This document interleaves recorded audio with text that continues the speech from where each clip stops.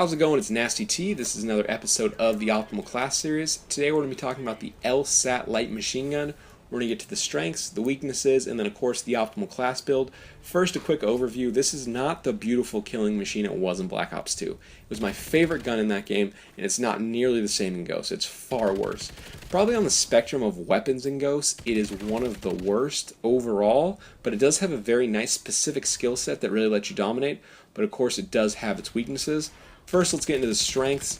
This is a light machine gun, so it does have that giant mammoth clip, 100 shots, which is absolutely great. And in Call of Duty Past, kind of the light machine gun is that long range, very low recoil, low RPM gun that lets you play very defensively. It isn't the most difficult thing to use. In Ghosts, the LSAT is very different. It's a high RPM gun that lets you play a lot more aggressively than any other light machine gun in Call of Duty Past. And that's kind of the strengths of this weapon. It is dominant at medium range. That's the big thing.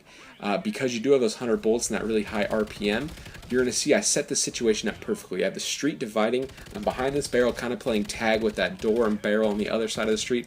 Other guns, assault rifles have that standard 30 clip. And yeah, you can kill one or two people, then you got to duck back and reload or duck back and get out of the way of bullets. But when you have this 100 rounds, you can just keep firing and keep putting out damage and keep getting kills. And I can bat them all the way back with their spawn and keep them there because I have that giant clip that's 3 times the size of an assault rifle and it lets my team move up. Let's get into the weaknesses of this gun. It has very poor range, a lot of recoil, which is weird for Ghost because not a lot of guns have that. And you move very slowly because it is a light machine gun. You're going to see me get killed by that helicopter a second ago. Keep that in the back of your head. We're going to get right back to that. Like I said, this gun does not have great range for a light machine gun. We're going to kind of combat that right off the break with the muzzle brake. It's going to help a little bit. The iron sights are decent looking on this gun, but when it came to functionality, I just struggle with them personally, so I dropped the red dot on. You're going to see I have Specialist on, which is very weird because I'm all about the assault and support streaks normally, but for this gun, it just fit perfectly. So for the perks starting out, we have Stalker. Very good for a light machine gun. When you use a light machine gun, it's not really worth it to sprint. You don't move that much quicker. And when you have Stalker and your ADS, you're kind of in between walking and sprinting speed all the time. So it kind of gives you that drop on people. You don't get stuck in that animation of getting out of sprint, not quite getting your heavy gun up and killing people. So Stalker's huge. The most important perk. Dead silence. If you're playing anyone with a headset, you're going to be in trouble without it. Focus, have that on every perk so when you get shot your gun doesn't kick up. Blind Eye is very big on this because we have Specialists. We're trying to survive a really long time. You saw that helicopter take me out. I didn't have it on in that video. And when you're going for those big 10 kill Specialist streaks, you want to do everything that makes you stay alive as long as possible. And that's going to be huge because the chopper's not going to get you later on in games. The Oracle isn't going to be showing you through walls. And then that occasional sentry gun that gets dropped down isn't going to get you if you don't know what's there. So that's very big. Let's get into the Specialist perks. This is very important because the way they're laid out, the order I use is very, very important. So first we have Ready Up. It just makes you move a little bit quicker because one of the weaknesses of this weapon is you're kind of slow, you're bulky, you're not very quick. And then at 5 kills you get Sleight of Hand. And the way I see it is you have 100 bullets, you can most likely kill 5 or 6 people, and this gun does take forever to reload, one of its many weaknesses. It takes about 1.5 years to reload this weapon.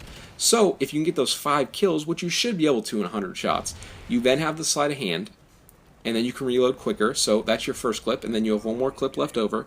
After that you get Lightweight on, which makes you move even that much quicker, Lightweight and Ready Up coupled together. And then you get into that plus 10. You have the Reload While Sprinting perk, which is great to go on top of the Sleight of Hand because if you do get to those 10 kills, staying alive is the most important thing. And if you need to move away from someone while you reload, sprinting is going to help that much more. Next you're going to have Scavenger. Because of those 10 kills, by my math, you get about 100 bullets is 5 kills. You're going to be at that 10 kill threshold. You're going to need to pick up those Scavenger packs because you're going to be out of bullets altogether on the weapon. And then lastly, we have Blast Shield because you don't want a Lucky Grenade ruining a 10 kill streak. There's nothing more frustrating than that. Or if you don't see an IED when you turn a corner, when you're sprinting away while reloading from someone at 10 kills. You don't want that to take you out.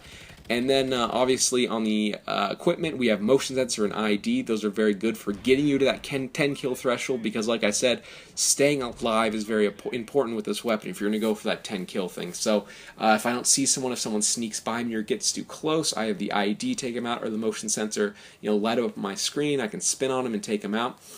and you're good to go there. Lastly, we have the perk that lets you see people on your radar. Wiretap is what it's called. So when your enemies put a SATCOM down, it works for you, and when your friendlies put it down, so they can multiply stack on each other. So basically what you're doing is you have the IED down, you have the motion sensor down, so when people get too close you can take them out. You have blind eye on, so random choppers don't take you out. Random oracles don't show the entire team where you are, so you can stay alive a little bit longer. And then on top of that, you're a little bit quicker with ready up and lightweight. Maybe you can duck behind some cover when you're getting hit. So all these things are stacking. Then you have blast shield, so the random grenade doesn't get you. So you have all these things that are making it so you can stay alive for a very long time. And then on top of that, you have wiretap, so you can constantly be looking at your radar and setting it up, seeing, okay, this person's here. Let's set up that medium range engagement where I know this gun's going to dominate, and just constantly keep stacking the deck in your favor over and over and over again, and that's how you dominate with the LSAT. Well, my name's Nasty T. I almost said my real name, Taylor. My name's Nasty T. Thanks for the view.